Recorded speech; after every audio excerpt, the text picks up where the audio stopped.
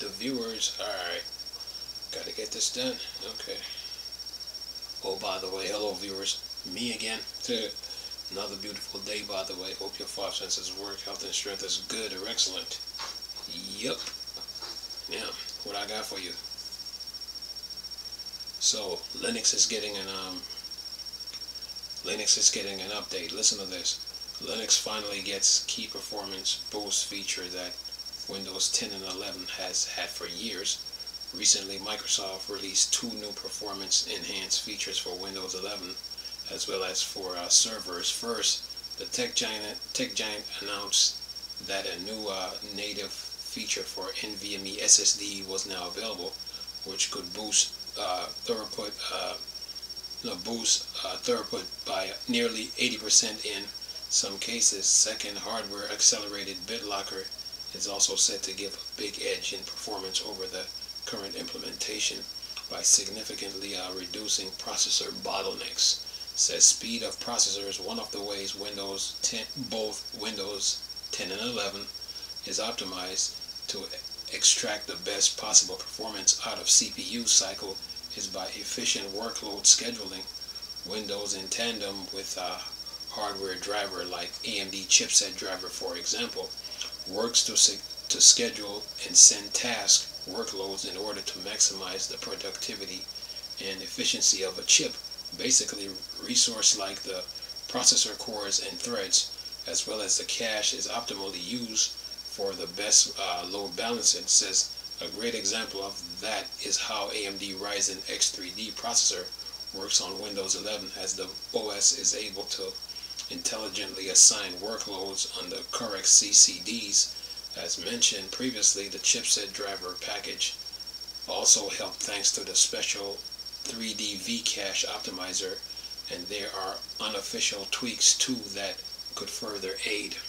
And it says one of the techniques for caching related OS task scheduling is called cache-aware scheduling, and as the name suggests, the idea behind this method is for scheduler to be aware of the cache layout of a particular CPU. The end goal is essentially to maximize the cache hit and maximize cache miss and bounces. Says recent Linux kernel patch have confirmed that the OS is getting the feature soon. The patch notes mention that in certain tasks there are massive improvement to be had, notably by up to 44% in some cases. It also adds that the patch for now will be applied to primarily LLC or last level cache of the CPU only, which is typically the level 3 L3 cache on processors, as secondary LLC like the system memory or RAM does not seem to yield additional benefits. Says here, interestingly, Microsoft has had cache-aware scheduling or cache for a while on Windows, as a feature has been present as a part of Windows kernel since Windows 10, and has subsequently made it into Windows 11 as well. Unfortunately, detail about it are scarce. So Linux is learning from Windows. Yeah, Microsoft ain't so bad after all. Anyway, alright, what else we got? What else we got here? What's this? Whoops. Steam? What's this?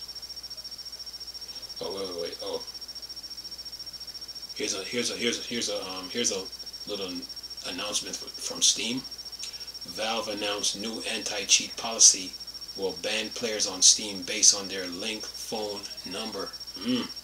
Says ever since the inception of Steam, Valve has been taking strict measures against players found cheating on the platform with the help of the Valve anti-cheat system. Last year, the company made it possible for developers to directly ban gamers involved in malpractice. Now it has made the policy stricter by expanding the scope of the ban. According to the updated VAC support page, gamers will now be banned on the basis of the link phone number. As a result, those having multiple accounts linked with that number will also be banned from the same game as the original cheater. In case the other account do not own the game, they won't be able to purchase it, while new accounts will not be able to link the same phone number for a period of 3 months. Currently, Counter-Strike Global Offensive, one of the most popular multiplayer games on Steam, has enabled the phone number ban. However, it is at the direction of the developer to introduce it for their games, and may not be implemented by everyone. As per the Counter-Strike Go blog, the latest update already supports phone bans, so players with known hacks should stay wary. And yeah, Valve is on you. Yeah, they're not playing. All right. Yeah, man, don't cheat video games, man. Don't cheat video games. Okay. All right. Let's see here. What's this? Let's see if I can get this. Oops. Okay. All right. Keep moving here. What's this? A new Xbox. Okay. What's this? You can get a game controller. What's this here? One of the best wireless PC gamepad for PC mobile is now $36. Which one is this? Oh, the Supernova. Okay. Game Series currently offering a big discount on the Supernova wireless controller. $36.39 at Amazon. Alright. Let's keep moving here. Alright. Now. Let's see.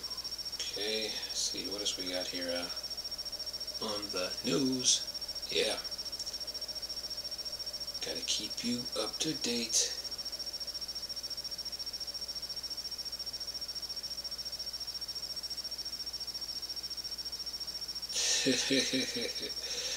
Oh my. Okay, alright. Gotta keep looking. One thing about this, you gotta keep putting out content, that's for sure. Can't look back. No. Keep moving. Okay, nothing Linux wise, AMD wise, anything, something. Okay, keep moving here. Okay, the gamer, what you got? Anything? Nope. Alright, keep moving.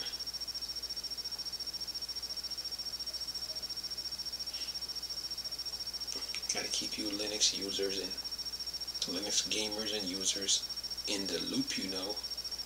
Gotta do that. Oh yeah. Scrolling through the list here. Yeah.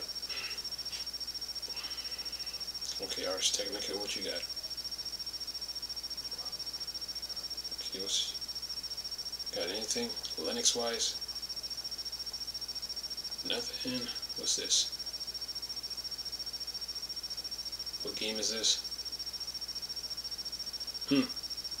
Return to year 2000 with the classic multiplayer DOS game in your browser. There are fan-made browser versions of Red Alert, Unreal Tournament, and more. Over the past couple of weeks, friends and colleagues have made me aware of multiple ingeniously implemented browser-based way to play classic MS-DOS and Windows games with other people on basically any hardware. The late 1990s and early 2000s were peak of multiplayer games for me. It was the era of real-time strategy games and boomer shooters. And not only did I attend many LAN parties, but I also played online with friends. That's still possible today with several old-school games. There are Discord servers that arrange scheduled matches for Star Siege Tribes, for example. But oftentimes, it's not exactly trivial to get those games running in modern Windows, as in the old days you might have some annoying network configuration who work ahead of you, to say nothing or the fact that many folks who were on Windows back in the days are now on Mac OS or Linux instead. This week, several tech and gaming websites starting with PC gamers, have begun circulating links to Chrono Divide, a fan-made browser version of Command and Conquer Red Alert. It was first introduced in a nascent state back in 2020, but it's had continued to receive update, and it's now pretty much featured in content complete as for multiplayer part of the game. And yeah, all right. Then what it says here? It says it works with client server models. Say goodbye to forwarding firewall exceptions. Support mods after. What's this? Offers both modern and classic mouse control schemes, and works on any device and operating system directly from your web browser, including phones and tablets. You understandably have to have a copy of the game file to play through. Further, there are leaderboards and a Discord server, plus modern game style seasons with no modernized. Of course, the feature specialized rule and map circulation, so there's a decent sized community playing Red Alert 2 on a regular in 2025, which is pretty wild. Yeah, Chrono Divide is just a handful of similar projects, bringing older multiplayer PC games with modern bells and whistles to web browsers. One example is DOS Zone, offer one-click joining of online matches of Doom, Quake 2, and 3 Unreal Tournament, and Half-Life Deathmatch, again with a Discord server for an extra community layer. So if you want to spend your Friday nights reliving TCP/IP LAN party multiplayer games of the early 2000s, well, there you go. I'll see you there. I still think Unreal Tournament is the best multiplayer first-person shooter ever made. Well, I will take two. Look, I will take Unreal Tournament 2004 any day on PC, any day. Onslaught, yeah. Yeah. Anyway, see what we got here. Whoops. Browsing here for these viewers. I will take Unreal Tournament 2004 on PC any day, man. Now he said Unreal Tournament's the best first-person shooter. Okay, that's him. But there are people that might say Quake is the best, and there goes the debate. Quake versus Unreal Tournament. Who's better? Yeah. Anyway, keep moving. Whoa, what's that? Keep moving here. Yeah. Oops. Okay, go back down here. Alright, keep moving here. Alright, see what do we got? Frag Hero, what you got? Gotta keep you guys in the loop here. What's this? Japan video game grandma, 90 years old, play her way into the record books. Still nimble fingers, prisoner, Hanameko Mori holds Guinness World Record as the oldest gaming YouTuber. Older than Skyrim Grandma? Oh, is she older than Skyrim Grandma? That's the question here. Anyway, well, and they're both women too, by the way.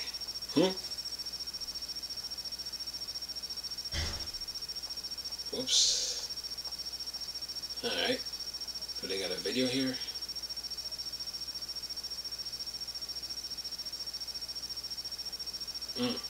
She's 90 years old and still playing. Hey, once a gamer, always a gamer. Yeah, anyway. Alright, Tweak Town, what you got?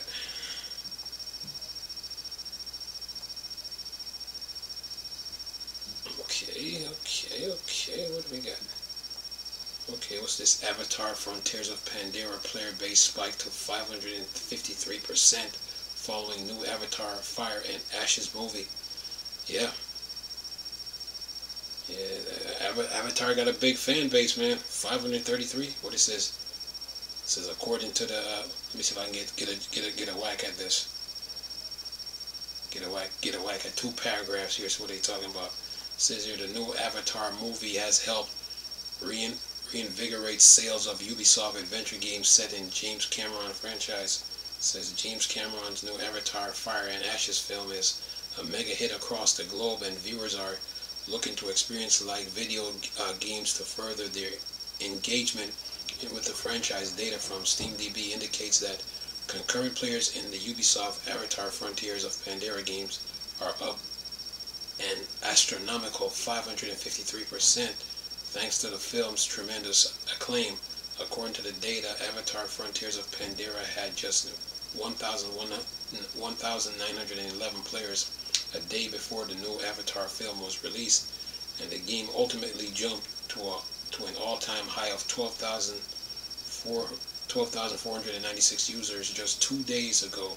It's worth mentioning that Frontiers of Pandora is on sale for $20 on Steam, and the spike of users does reflect new buyers, as Avatar game is currently 11 on Steam bestseller charts.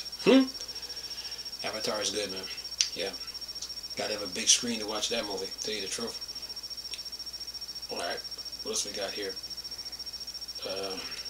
Keep moving here. Okay, tech for gamers, what you got? Browsing through the list here. Anything Linux-wise. Yeah, the movie's big, man. Yeah, that Pocket Pair and that Pocket Pair Nintendo lawsuit, man. That was Avatar was in the crosshairs of that, because Nintendo was trying to get away with straight murder. If you get the point, that that lawsuit was affecting the film industry, movies, anime, cartoons, you name it, gaming as a whole too. Oh yeah. It was affecting a lot of things. Yep. All right. Anything else? Anything else? Going once, going twice. Okay. Keep moving here. Okay. Let's see. Okay. Okay. Wait a minute. Wait. Okay, for Linux, what you have? Do you have anything on Linux? Okay.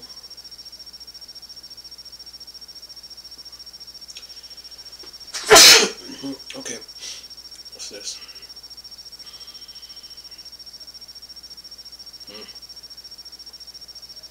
Okay. Intel XE Linux driver ready with multiple device SVM to end out 2025. Intel open source graphics driver engineers are ending out 2025 with a bang. Send out today was the final DRM XE next pull request for the years of new featured material ready for the next version of Linux kernel.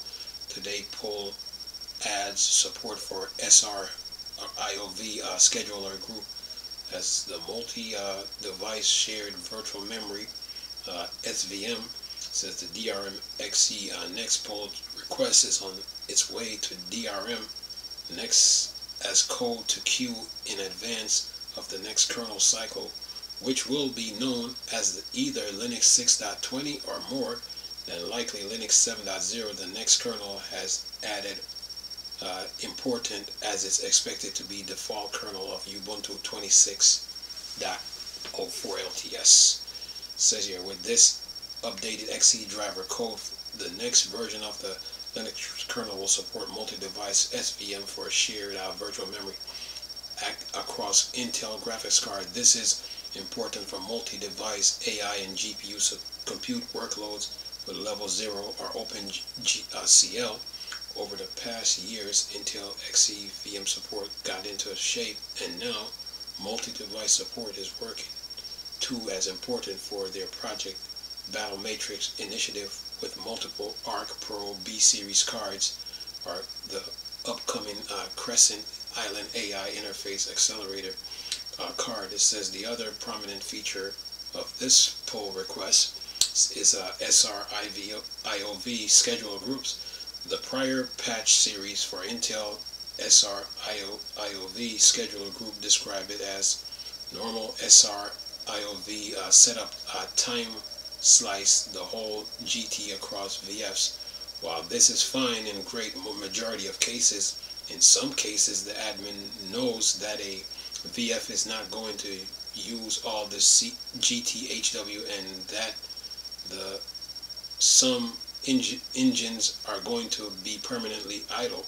To increase HW utilization in such a scenario, start from version 70.53.0, the GUC support scheduler, aka Engine Group Scheduling, or EGS. This feature allows the driver to subdivide a GT into groups of engine, which the GUC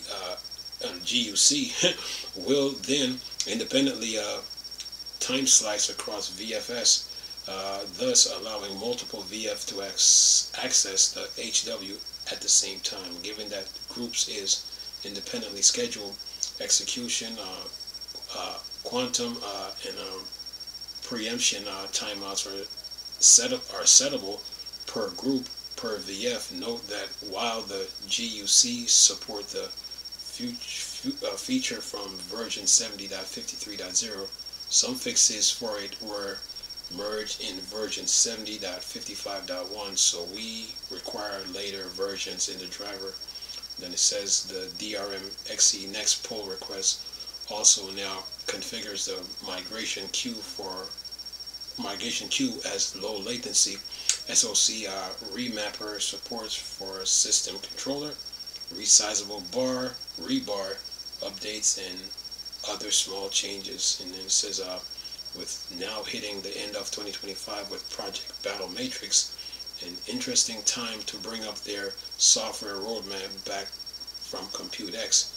With the upstream kernel states they largely have arrived on their goals, the VLLM optimization remains ongoing, and the SRIOV improvement continue to come about. Our lingering performance optimization as never-ending battles with multiple device SVMs and more SRIOV working for Linux 6.20-7.0. It looks like the functionality could be in good shape for that next kernel version. Granted that aligned for a stable kernel release around April, but at least should make it into Ubuntu 26.04 LTS for delivering a nice Intel graphics experience. Yeah, video games. All right, that article is on Phoronix. All right, let me keep moving here. Now, okay, video cards. What you have? I know you got something on AMD. Can't forget AMD. Let's see here. Okay. What's we got here? Okay. Okay, let's see here. Vulcan. Let's see here. What do we got here? More thread GPU gain. Vulcan 1.3 support. Geek 3D confirms Furmark's compatibility. Alright. Nope. Get out of there. I ain't trying to do that. It says it. See if I can get this here. It says here, there is a lot going on right now with domestically produced. Recently, Long Sun announced its first GPU chip, the 9A1000, which should compare to AMD's old Radeon RX 550. While that does not sound impressive, it is still a sign that China is entering a new stage with a path towards fast CPU. It says we also got an update from Lysuan Tech, which says its GPU should be able to compete with NVIDIA XX50 and to some extent XX60 class. More importantly, the company confirms DirectX 12 support, which suggests a more modern software stack than earlier. Moorthread also released a new driver, 320.130, just before the holidays. The update reportedly adds OpenGL 4.5/4.6 and Vulcan 1.3 support. This appears to be the first Moorthread driver to expose Vulcan, which would improve compatibility with a wider library of games. And And then it says Geek 3D, which is reported the update, and also make Fur Mark II test the new GPU and confirm Fur Mark II works through both OpenGL and Vulcan. And what else here? It says here, it's worth noting that more thread MTT series already supports Direct 3D12. It appears that the MTT uses are no longer compatible related, but rather limitation in terms of power, efficiency, and architecture performance. The card still seems to consume a lot of power even when idled. Yeah. Says here, what else we got here? And yeah, that's that. How many comments we got? How many comments we got here? 5. Alright, keep moving here. Gotta keep moving. Yeah, okay. Anything else? Anything else? Okay, alright.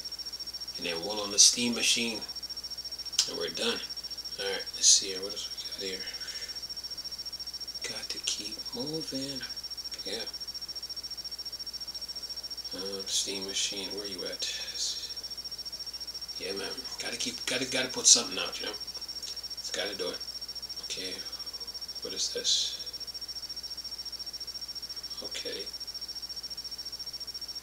PS6 delay could spell bad news for Steam Machine. Nah. It says here, the announcement of the Steam Machine was a pretty exciting one for about 10 minutes until the brutal realities of the world we live in came home to roost and ruined all that pretty short order. Valve's first attempt at a proper home console, or at the very least a hybrid between standard PC and console, certainly could be a pretty groundbreaking bit of kit, but there's a lot Valve needs to get right. Pricing was the first concern, with rumors that the device could cost as much as a mid-range gaming PC, causing some potential buyers to bark at taking a chance on the Steam Machine. It says now it seems another issue is really starting to put its heads above the parapet, and it could spell disaster for all of the major console. And it says manufacturers as well as Valve entry into the market.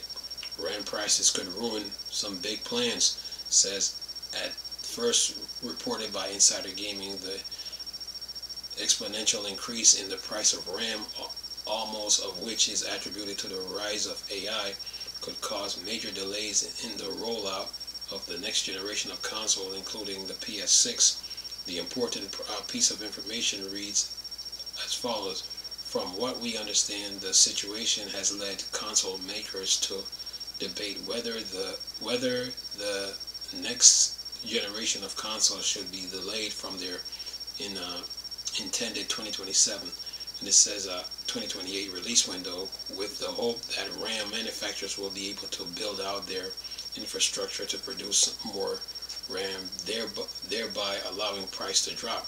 Now, the fact that Valve announced the Steam Machine during the crisis probably means that their release plans already take into account the little chance the price of RAM has no effect on the release. Chiefly, we can safely assume that final price is going to be higher than we like, but there will likely be issues beyond that which stop everyone who wants one from getting their hands on it. And it says here, many of you will likely remember the launch of the PlayStation 5 and Xbox Series X, both of which experienced major supply issues, particularly in the West, with many having to wait a long time to get their hands on one. Valve will be very keen to avoid this, but we've seen plenty of stock outage of the Steam Deck over the years, and it's difficult to see how they will be able to avoid these global issues entirely with the Steam Machine. And yeah. And what do we got here? It says okay, so Steam Machine versus PlayStation 6. There's an entire winner when you look close. Get out of there. It says Valve Steam Machine launch next year and will give consumer yet another option when it comes to their home gaming experience. But how will it fare when the PS, PlayStation, and Xbox drop their next console? It might just beat Xbox console PC hybrid, but the PlayStation 6 might be a different story. With the hardware right now a different beast compared to Microsoft offering. So far, Valve share a lot of information about Steam Machine, but fail to get specific. It teased at a price similar to that of entry-level PC, which won't be cheap, and in terms of performance, it's equal to that of an Xbox Series S, but doesn't surpass the higher-end consoles. Says here, the most interesting tidbits of information shared so far is Steam Machine will have a verification system similar to Steam Deck, with games on Steam storefront processing either the verified playable or unsupported label. This worries me slightly, as I don't want to potentially drop $1,000 on something that can't run the games I'm looking forward to play. From what we've seen, the main appeal of the Steam Machine lies in its ability to bridge the gap between console and PC market. For someone who always plays on console like myself, it's a tempting bit of a kit, as there's a variety of games only found on PC that I did like to give a try, and the option to mod games sounds exciting too. Yeah.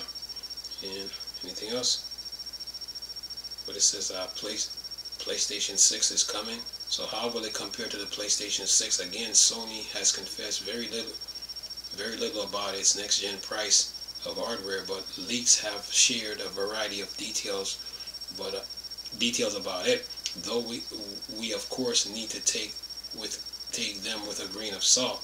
It says here, in layman's term, the PlayStation 6 will be more powerful than the PS5 and PlayStation 5 Pro, though pricing indication reckons it won't cost much more than a Pro to buy. It's also rumored that it will launch side by side with a handheld, which won't be a successor to the PlayStation Portal, but something more like a Nintendo Switch or Xbox ROG Ally. Look, if I got this right here. Whoops, I think I just messed that up. It says here, looking past hardware, PlayStation also has a hefty library of games, many of which are exclusive but have slowly but surely received PC ports over time. Xbox games have also been popping up on Sony platform, which is worth consideration. How it all comes together, says here, we need to wait and see what the PlayStation 6 will be like before we can draw a proper conclusion. It stands that there are two camps for Steam Machine versus PlayStation 6 debate. Says if you're the type of gamer that doesn't care about cutting edge graphics or on top of the line specs, just want an extensive library of games to play, the Steam Machine might be for you, but it feels like it will appeal to casual audience with enough processing power at the least run most games. Many PlayStation games are also available on Steam too, so you won't be missing out on any exclusive. And then it says, for those looking for the experience, the latest and greatest games in the industry has to offer, PlayStation 6 might be your desired choice. As a console, it's easy to set up and maintain. You'll get access to the best versions of new exclusive PlayStation Plus, and it runs like a clockwork, and with more advanced hardware. Alright, and yeah, we'll leave it at that. So that's the end of all the news I got to report as far as the news goes. But yeah, I think the Steam Machine, when it's all said and done, if Valve released the Steam Machine next year, spring, they will have a 2-year window. If PlayStation 6 comes out in, say, 2027, 2028, Valve will have at least a 1 to 2 year window to get feedback from the Steam Machine community on what needs to be improved and what needs to be worked on. They will get feedback from the machine users, the controller users, and the Steam frame users. You know what, and to make a second improvement on the original model of the Steam Machine. So on those a second improvement on the model of the Steam Machine.